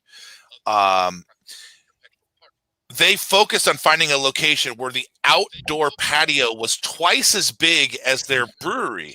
And it just kind of shows you what 2020 has done to people planning to open breweries. Is focusing on that outdoor space, which we've been a long proponent of. I mean, I'd never wished that it took a pandemic for our city to focus on outdoor dining, but it's just something that was always lacking in San Diego. That having that focus of where we can squeeze in, outdoor drinking more. So, sure. I think they'll have 1,500 square feet of it, and it's really interesting because when I look at the actual space, I don't see it. I don't understand where that's at exactly. But maybe there's just some things that need to be erected. Everyone insert your joke here. And they'll have it right there on the front stoop there. But I'm not really sure. But that would look like the only place they could really do it. Well, and then to close out this subject, with them being ambiguous about their opening date, this is something that is very natural about construction and building a business, and especially a service manufacturing business, where the building they're moving into is not even done. Like the physical building's not done. So like trying to give people an opening, similar to like Tap Room in North Park when they were under construction, they couldn't give anyone a date. There was 20 stories above them that weren't even close to done, and people are like, "When are you going to open? We saw your brew house." It's very difficult, and coming from the construction side of the world, it's just as difficult for us to even tell the person that's paying us when we'll be done. So give them a little leeway, and but like Brad said, hopefully they open at a time when we're able to go into Petco and we can pregame or postgame within view of the stadium. That'd be great. Maybe during the postseason. Maybe in October. Maybe in October. I'm just saying. Oh my God, how good would it be to be at a brewery before a playoff game? I can't wait. All right. So speaking of downtown, Mike Hess, he's working on the Seaport Village tasting room. It's going to have a really big patio. It can fit 75 guests, and they're going to have live music and all of that. They actually think they have their opening date they're at least running towards, and that's St. Patrick's Day. So that makes a whole lot of sense. March 17th, right? Okay. Back when we could party 17th. Yeah, that makes sense. Okay, so that's on tap. And then there's Groundswell Brewing. They're based in Santee, but they have a Chula Vista tasting room, and there's space there for them that they've installed a kitchen, a food concept, because during, like we're talking, the pandemic, need that food item. So it's called the Palette. It's people that the owner knew through his last chapter in his last vocational chapter. These pizza chefs are coming out and doing that, and they're going to supply pizza not only to Chula Vista but to Santee and their tasting room in Grantville. So they're rolling with the punches just like everybody else. I've had this pizza. It's really good. Oh, cool. There's a whole timely process behind their dough and everything. So I don't know about that, but I ate the pizza and it was delicious. Okay. All right. Estella's never about process or ingredient. She's just about let me try it and I'll tell you what I think. I think at had the end the of the day, pizza, that's it was really what good. it comes down to, right? Is like, did you like it? Yes. I, It's kind of like I, with the beer. It's like I could tell you all the nuances, but at the end of the yeah, day, did you like that beer? Yes, I did. I like the pizza. So yeah, I will vouch the pizza. So yes. That's rad. That is Okay. And just real quick, this might become a regular section. Who knows? But there's somebody out there who likes to like write a bunch of stuff about breweries on their blog, and it's usually incorrect. So since they think that East Village is going to open in fall, the owners confirm. We're saying second half of 20. I'm not trying to make a thing. 2021. Little Miss is not opening a tasting room in partnership with Isabella Pizzeria when it moves into the Claremont area. This has been confirmed with Little Miss's ownership, who says they've talked about supplying beer, but they have no idea what that's all about. Thorn Brewing is not going to open a combination ice No. cream shop and brewery tasting room with North Park Creamery because it's not allowed by clauses that exist with another brewery in the town. This has been confirmed with Thorn's ownership, so it's nice to be first, but it's better to be right. So, Yep.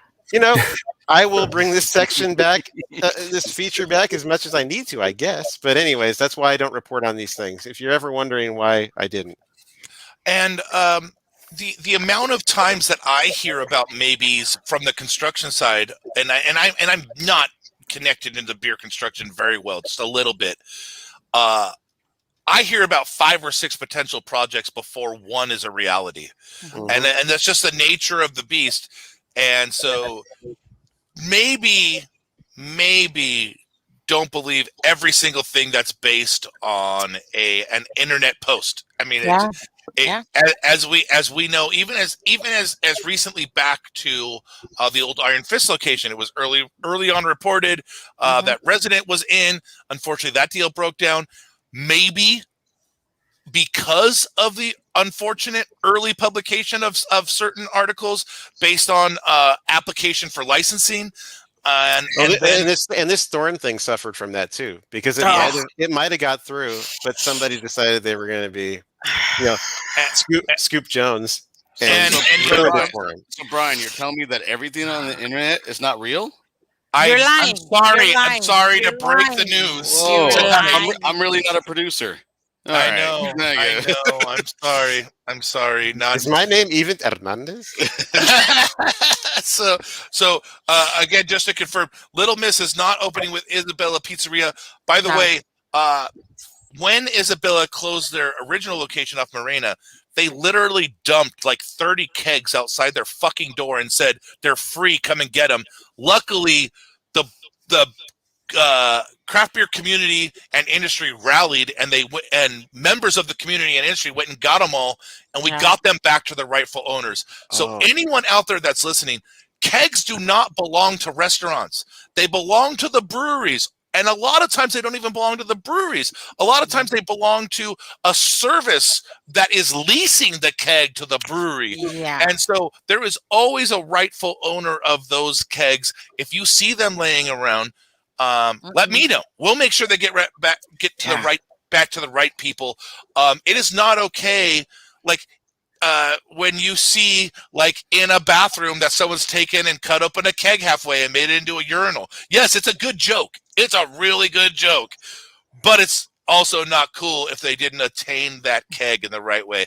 And like Garen said, yes, it was put in the Plexus and kind of a rally between a couple brewery owners and some fans and a couple members of Quaff as well. And we went, I shouldn't say we, they're just we by friendship, not by action. In this case, went and got it all and got them back to the rightful owner. So props to Quaff, props to Tim Stahl specifically. An awesome effort. Seriously, and it was I have no idea. That's Lost really cool. Cause. The owner of Death went and got some with his van because he was in the neighborhood. Mo took his van over there and just picked up stuff. Susie from Brown Bag Beverage got involved because she's a distributor, so she knew who to send all the kegs back to. It just a great community effort to save some kegs, and a weird non sequitur to interrupt Brandon's news. So that was the end of the news. So perfect timing. Awesome, man. So the lesson of that story is, again, kegs are not really owned by the retail person. So just make sure that if you see them, help them get it back to the right owner. And speaking of owners, we don't even own this show. This show is owned by the listeners. We are 100% listener supported. We have never taken a penny of advertising at all. Not that we wouldn't. We've never been offered we've never been offered legit, honest advertising that fits with our ethos. We just haven't. And like hint, I said, hint, nudge, nudge, Kelsey. yeah, we're not. I mean, we are not. Lord. We are not against. We're not specifically against advertising.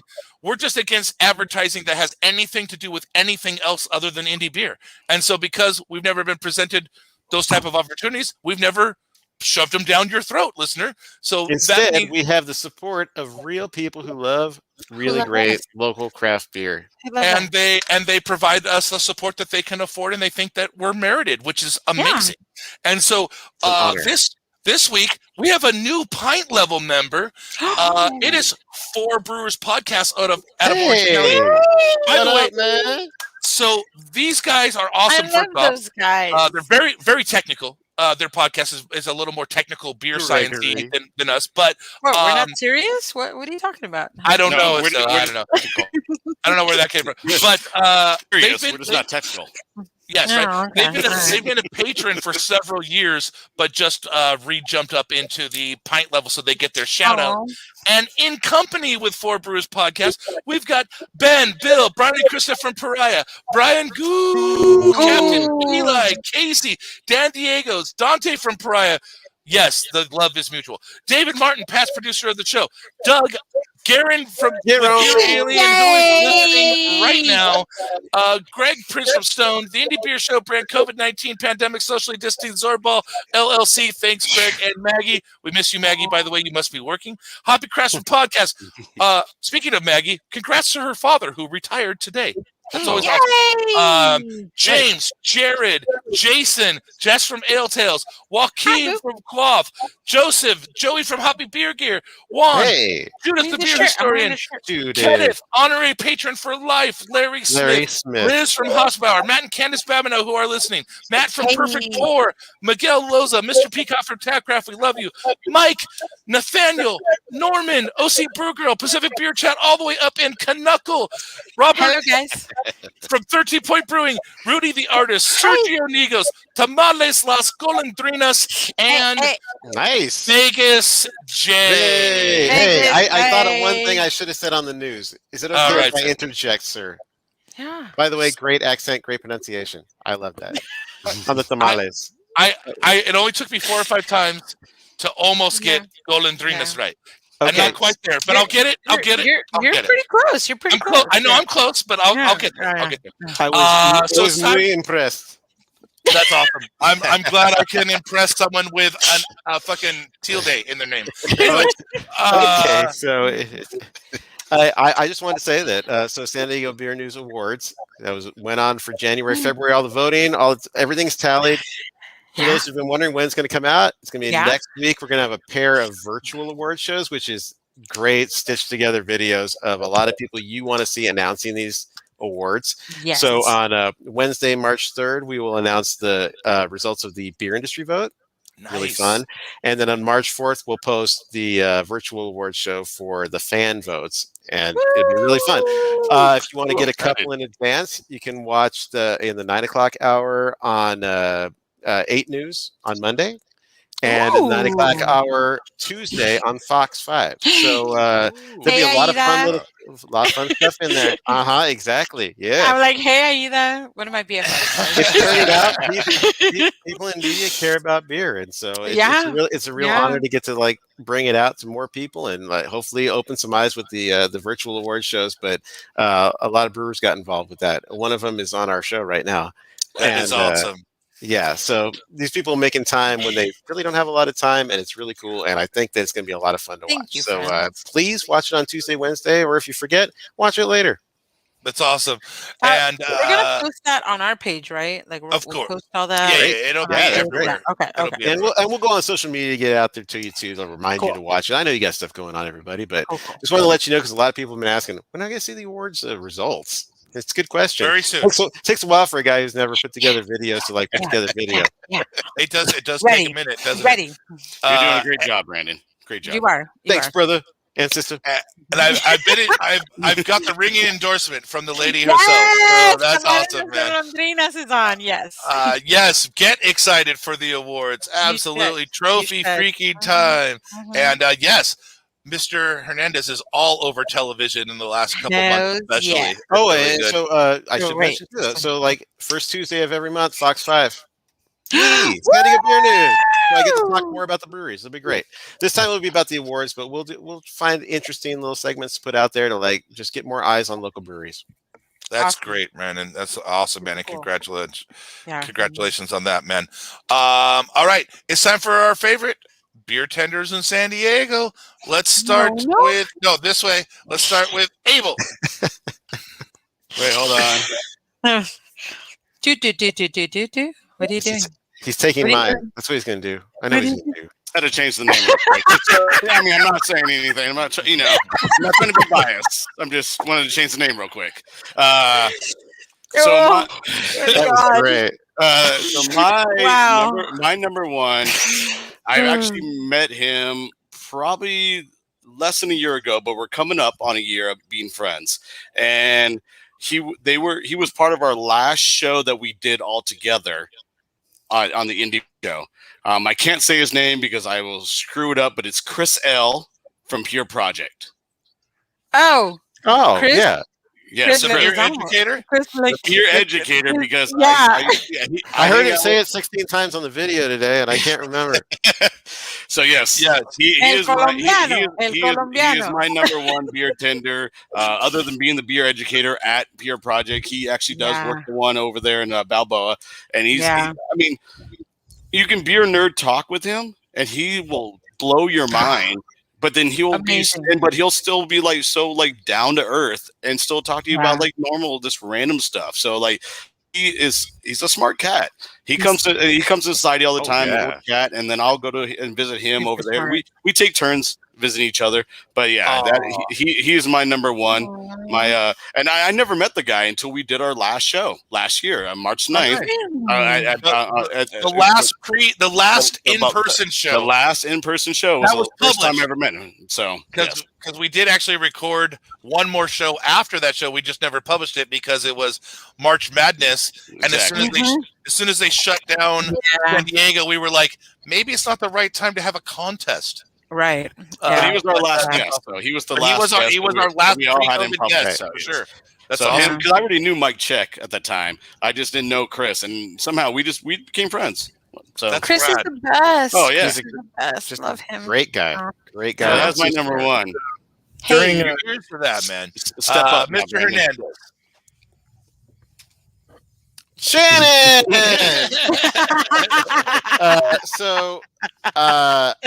I think that I'm not the only one who remembers the very first day I met Shannon. Just walking into AleSmith, had something else. I was there to pick up boxes because I was moving, and Peter said I could take a bunch of case boxes to move all my beers to the next place. It was 2015. I walked in there. I'm like, hey, I'm supposed to pick up some boxes. Oh, yeah. Hey, what's up? You're Brandon, right? Okay, great. Well, anyways, you want something while you wait? Like Speedway or something like that? Next thing you know, we're having this big old conversation. And the conversation has gone on for 6 years. And it's always compelling, always interesting. When I worked at AleSmith, she was in charge of educating the new staffers on beer. And even though I already knew a lot about beer, in particular AleSmith beers, everybody went through it. I sat there and I'm like, this is just riveting. The way that the energy that she comes forth with, and just the giving nature of that information is huge. And it's fun. I mean, she's a fun person to boot, but you find out over the years as you get to know somebody like that, there's so many layers to somebody like that. And getting to know her, working with her, and then beyond AleSmith, and just seeing what she's been able to do over at Burning Beard, pretty phenomenal. I remember the first time I went to Burning Beard, I parked about a block away, got out of my car, and I could hear her yelling to somebody, like yelling in a jovial manner at somebody about beer. And I'm like, that's her. But yeah, I mean, like Probably. But yeah, I just really respect her knowledge and love of beer, and the fact that she's really, you might not know it being a burning beer. It's like it's a really like kind of punk. It's kind of, it's just a little loose, but you wouldn't realize somebody is just like so nth level about wanting to learn about beer and learning about cultures and things like that. And so when I formed Setting a Beer News, like first person I thought about, this would be somebody to bring a unique perspective and just such a unique voice. And she has. I mean, I barely have to touch her stuff when it comes through as far as like columns and things. And she's got ideas for the next 6 months. Yeah. And then, Absolutely. getting a beer from her is also rad. So what can I say? Yeah. Just somebody who's just like a force of nature within the brewing industry. And I really love that she's part of it. And that she's turned so many people on to beer. And in East County, I think that's really important to be able to make it something that's digestible and something that you can find love in. Absolutely. And you said it very well. And I purposely did not make Shannon eligible for my list because she would have been 1, 2, and 3. But I didn't either. I didn't either. Well, I'm glad I knew someone would, and I'm glad it was you, Brandon. That's great. Yeah. So Yay! it's up to you, Abel. I already did what? My turn. My turn. Stella, the other way. Yeah, the way that the thing works. Yeah. So obviously I have a tie because I can't not have a tie. Because I can't not have a tie. And he was already mentioned earlier, Andrew at Stone Kettner and Layla at Thorn, because I love both of them equally, and both of them make me happy when I walk in there. And both of them are there to help me and to guide me on their beer board. And sometimes I don't even order a beer. I literally just walk in and they're like, here you go. This is what you're drinking. And that to me is just like, okay, cool. That's what I need. Because sometimes I don't know what I want to drink, but they both know exactly what I want to drink. And they make me want to go and visit their places. And it just, both of those people, I love them, and I can't say enough good things about them. And Shannon would be there too, but I knew somebody else was going to pick her, so I went with somebody else. We did good. So Andrew, I love you. Layla, I love you. Mwah. Both of you guys. Yes. Yep. That's it. All of that. We're getting into real emotional triple IPA time. Yeah. Like, Right, I really love Shannon. I don't know. I put on makeup today. Sorry, guys. Sorry. I mean, I did remember reading the sheet earlier, and you guys were all about honorable mentions. Were this guy? Uh-huh. Yeah. If we have to pick owners, if we have to. No. I'm not talking about that guy. I'm talking about this guy. I'm talking about the beer tender right here. The honorable mention. You're not eligible. You're not eligible. Well, you guys put it on the sheet. I didn't know. Let me go back and delete it. Statistically, you're Let me not go back and eligible. delete it off the sheet. Let me go. If you have a chance, obviously, go visit Able at Society, and anyone at Society is going to steer you in the right direction. But since I, like I said, put myself in a box of, okay, I'm not going to pick Shannon, and I'm not going to pick brewery owners, which I could have picked several of brewery owners that I love when they are able to pour me a beer and talk like this with me. But my top one is Dylan. I knew somebody else was going to put him on the list. I mean, come on. Right. Alpine put him on the list today, didn't you see? Yes, exactly. So, I've been getting beers and hanging out with this guy for, I don't know, coming up on 10 years now. And again, some beer tenders we look to for knowledge. Some beer tenders we look to for just guiding us in the right direction. Some beer tenders are like, we just like to talk beer or talk shop or whatever. Dylan's just like my buddy who I would have no problem with him hanging out in my house all the time. And so just always been super comfortable, had a blast. The party is always on when Dylan's there. So terrific guy, always happy to pour you a beer. Go visit him at Burning Beard. I owe that full tamales still. I'm sorry. Oh, that's horrible. Go take him tamales. I'm like, I'll take him tamales. Tamales, let's go. Come on. And again, honorable mention to Travis Roop. not only for that he moved to Sierra Nevada, still to this day, the tallest beer tender I've ever met. Oh, Lord Almighty! Yeah. He's got that. Another honorable mention for Joe Park from Home Brew Co. That's a great mention too. And insider knowledge, he is amazing.